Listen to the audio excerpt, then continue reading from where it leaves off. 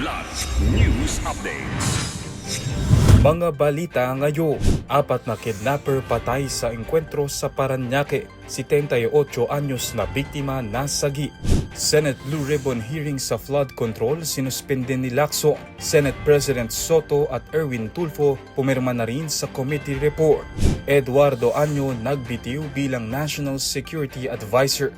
Ex-AFP Chief of Staff Oban papalit sa pwesto.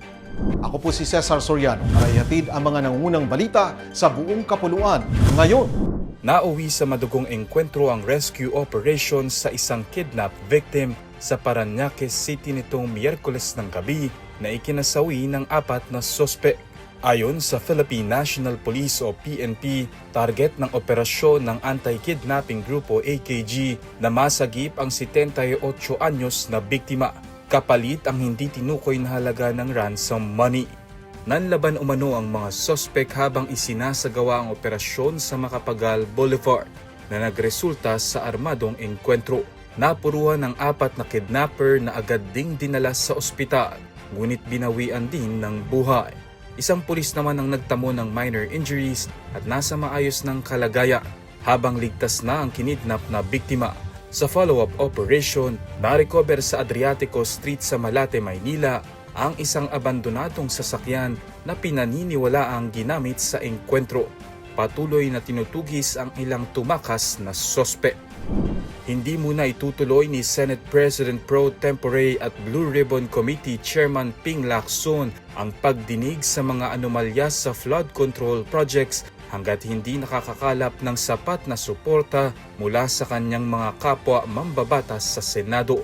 Ayon kay Lacson, kinakailangan munang mapirmahan ang kanilang formal report bilang pagsunod sa rules ng Senado. Laman ng nasabing committee report ang bagong panukala na maaari nilang isulong o mga individual na inirerekomendang kasuhan base sa resulta ng investigasyon. Sa huling ulat, umabot na sa 6 ang pirmang nalikom ng partial committee report matapos lumagda sina Senate President Tito Soto at Senator Erwin Tulfo.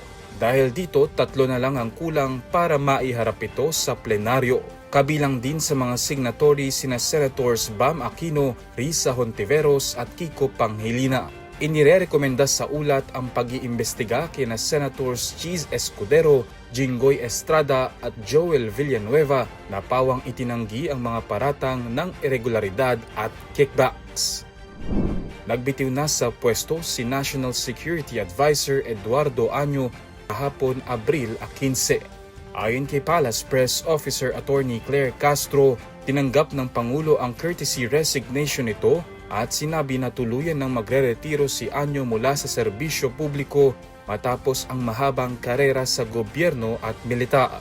Epektibo ang retirement nito ngayong April 16 at iginiit na ito ay upang bigyang prioridad ang kanyang kalusugan. Nagpasalamat din siya sa Pangulo sa tiwala at sa kanyang mga kasamahan sa gobyerno at security sector sa patuloy na suporta. Kasunod nito, itinalaga ni Pangulong Marcos si Eduardo Oban Jr. bilang bagong National Security Advisor. Si Oban ay dating Chief of Staff ng Armed Forces of the Philippines at miyembro ng PMA Class of 1979. Naging Executive Director din ito ng Presidential Commission on Visiting Forces Agreement. Ayon sa Malacanang, inaasahang magpapatuloy ang mga programa at hakbang sa pambansang seguridad sa ilalim ng bagong pamunuan. Para sa Kidlat News Channel, ako si Renzel Lenon, nag-uula. Ako po si Cesar Soriano, kasama nyo sa bawat pagputok ng balita.